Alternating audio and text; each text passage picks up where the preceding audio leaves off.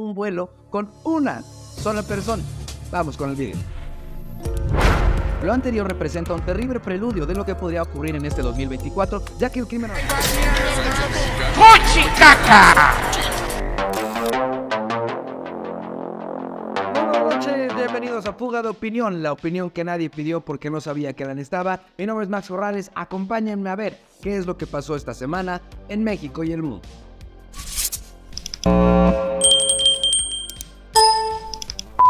El presidente López Obrador trató de cerrar el 2023 de una manera muy digna, inaugurando muchos de los proyectos que por años había prometido. Eso sí, mucho después de lo que ofreció y con muchísimo, pero muchísimo dinero más del que había ofrecido se iba a invertir en estos proyectos. Sin embargo, aunque las obras las inauguró sin estar completas, más que nada a medio terminar, por lo menos funcionaban. O eso es lo que nos decían, o eso es por lo menos lo que nos gustaría creer. Sin embargo, este es el sexenio de la 4T y la realidad pinta muy diferente. Arrancamos primero que nada con la aerolínea recién adquirida por parte del gobierno mexicana de aviación, la recién rescatada, la cual tristemente ha tenido muchas quejas en estas pocas semanas que tiene de operar. La principal queja es que cuando tú compras los boletos en línea, la página está sobresaturada, como si mucha gente la estuviera utilizando, cuando la realidad es que no. Ya llegaremos a eso. La otra queja es que la información que viene dentro de los boletos online es muy diferente a la que aparece en las salas de abordar y tristemente no ha tenido la afluencia de pasajeros que se esperaba, habiendo registrado hace apenas unas semanas un vuelo con una sola persona. Vamos con el video. Completamente solo en el vuelo, no hay nadie, no hay ningún otro pasajero. Espero que esto cambie con el medio ambiente.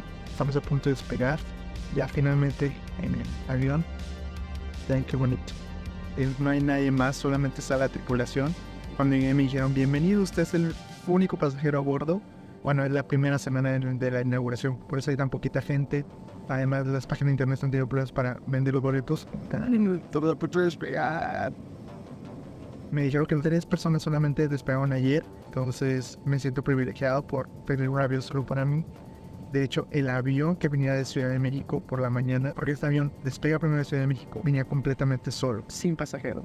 Ahora pasamos a la obra por excelencia de este gobierno, el Tren Maya, el cual fue inaugurado el pasado 15 de diciembre del 2023. Sin embargo, para el 16 de diciembre de ese mismo 2023, hace apenas un mes, pues resulta que ya contaba sus traslados con retrasos de hasta 4 horas.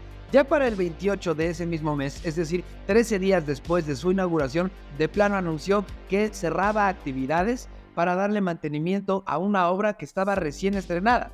Y pues le canceló todos los boletos a las personas que ya habían comprado su pasaje para abordar este tren. Ahora, la triste realidad de esto, y estos son datos no de Latinos, no de Calderón, no del PAN, son datos del propio gobierno de la República, que usted mismo puede consultar en la página oficial del gobierno en www.segov.mx.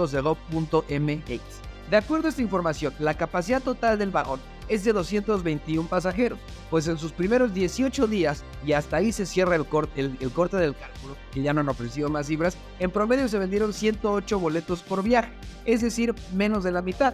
Un tren de 221 asientos con apenas 113 pasajeros ocupados.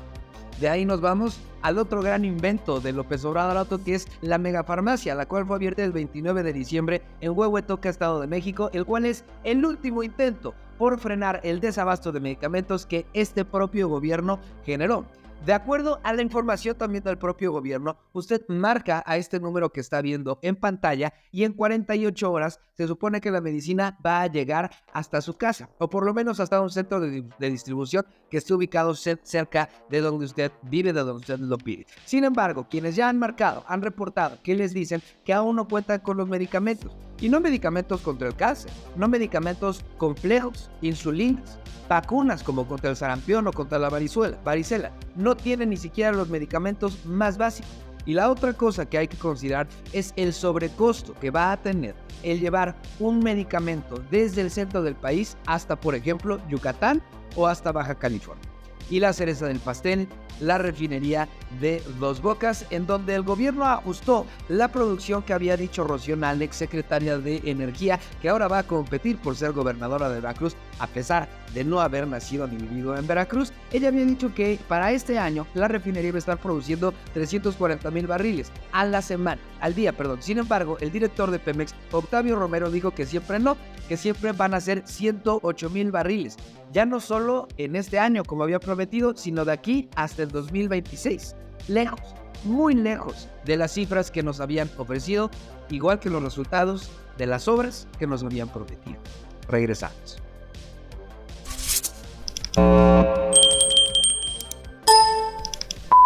Terminó de manera formal el proceso de las precampañas, lo que nos sitúa ya más cerca cada vez del proceso electoral más importante y más complejo que ha de vivirse en la historia reciente de nuestro país. Este ejercicio democrático de igual manera nos va a permitir dilucidar en dónde estamos parados en materia del combate al crimen organizado. Lo anterior luego de que el crimen organizado o narcotráfico jugara un papel toral en las elecciones del 2021, las intermedias, rompiendo récord de candidatas y candidatos asesinados durante el proceso de una elección. Tristemente, las estadísticas para el proceso electoral de este año 2024 pintan para ser todavía peores. ¿No me creen? La tragedia ya empezó. El 21 de diciembre fue asesinado en Acapulco el candidato de Morena Ricardo Taja Ramírez. El 4 de enero en Cuautla, Morelos, fue asesinado Alfredo Giovanni Lezama, precandidato de El PAN a una diputación federal. El 5 de enero en Armería, Colima, fueron asesinados Sergio Hueso, candidato de Movimiento Ciudadano, y también David Rey González, aspirante de la coalición PRI-PAN-PRD en Suchiate, Chiapas. Lo anterior representa un terrible preludio de lo que podría ocurrir en este 2024, ya que el crimen organizado empieza poco a poco a ser más un factor a considerar cuando se trata de las elecciones en nuestro país. Para ello, vámonos con la información de la organización civil Votar Entre Balas, las cuales tienen datos escalofriantes, pues en tan solo 5 años de Cuarta Transformación, la tasa de agresiones entre criminales hacia políticos o funcionarios o personas que aspiran a algún cargo público se ha disparado, dejando la cifra hasta este momento en solo 2 procesos electorales que llevamos, este va a ser el tercero, en 1,546 ataques a personas que buscaban, repito, un cargo de representación popular. Las agresiones van desde amenazas, secuestros, torturas, desapariciones y asesinatos de igual manera.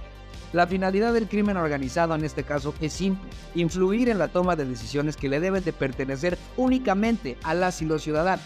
Ahora, el pronóstico de los especialistas para esta jornada electoral es simple y sencillamente escalofriante, puesto que todo apunta a que más que ser un ejercicio democrático, pinta para ser ya un ejercicio de demostración de violencia, un reto vil y cruel por parte del crimen organizado hacia las instituciones y el Estado y la gobernabilidad de nuestro país. ¿Qué es lo que buscan? En simples y sencillas cuentas, impunidad en sus territorios para poder seguir operando sin que la política y la justicia intervengan, y así poder seguir con sus sembradíos, sus centros de distribución y aceptar colaboradores. Paulatinamente este gobierno le ha ido abriendo las puertas al crimen organizado a través del fracaso de la estrategia de abrazos no balazos, el cual ha permitido a la delincuencia organizada el ampliar su espectro de control, llegando ahora incluso hasta nuestra democracia. El violento inicio de año para aquellos que aspiran a un cargo de representación popular bajo el yugo y la amenaza del narcotráfico nos hace tener lo peor: un narcoestado. Es por eso que para este proceso electoral tan trascendental es vital que nosotros entendamos quién es aquella persona por la que vamos a votar, de dónde viene y con quién viene. De nosotros depende seguir siendo una república que pueda tener las posibilidades de combatir al crimen organizado, o tener el ejemplo de cómo puede terminar la cosa, como nuestro país hermano, Ecuador. Regresa.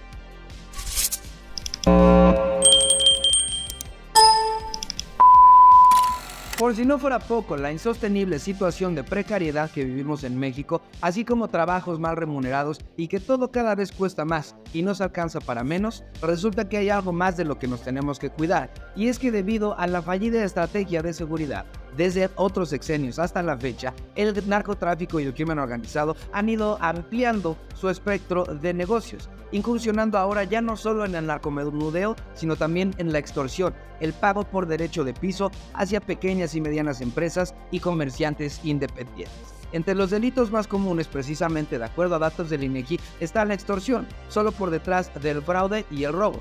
Tristemente, de acuerdo a datos del INEGI, este es uno de los delitos que menos se reporta por el miedo hacia los agresores o la sospecha de contubernio por parte de las autoridades, teniendo como cifra final que un 92% del 100 total de las extorsiones por derecho de piso no se reporta, por lo que las personas simplemente tienen de dos sopas: o armarse hasta los dientes para buscar cómo defender su patrimonio y su negocio, al igual que su vida, o ceder ante el crimen organizado y pagar la cuota que les toca. La cifra del INEGI con la que cerramos es simple y sencillamente de terror. En México hay casi 126 millones de habitantes y cada año se reporta que al menos 20 millones son víctimas del derecho de piso.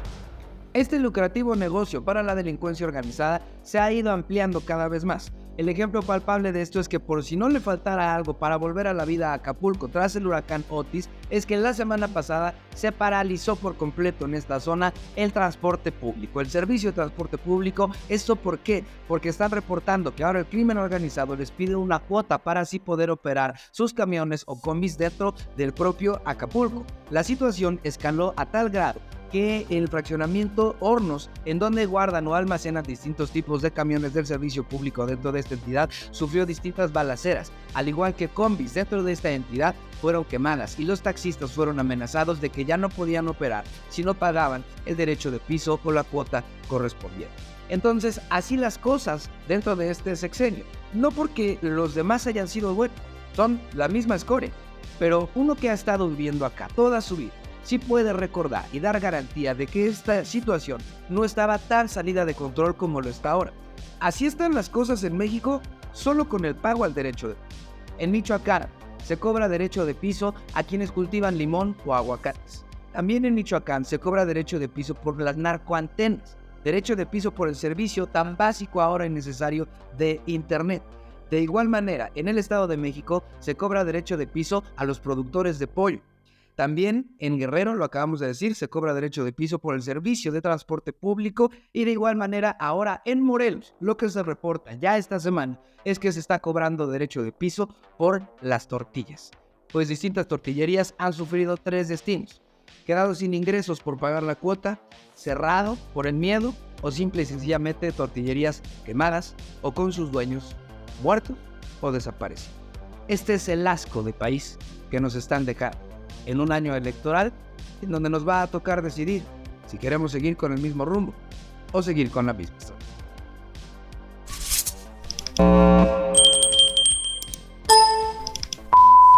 En todo momento les recordamos sintonizarnos en La Otra Radio a través del link otraradio.com de lunes a viernes de 8 a 10 de la mañana, así como consultar la columna personal de un servidor en El Sol de Puebla. Mi nombre es Max Corrales, a nombre de mi equipo de trabajo, Isaac Ortega y Fer Corrales, les decimos gracias. Nos vemos el próximo lunes.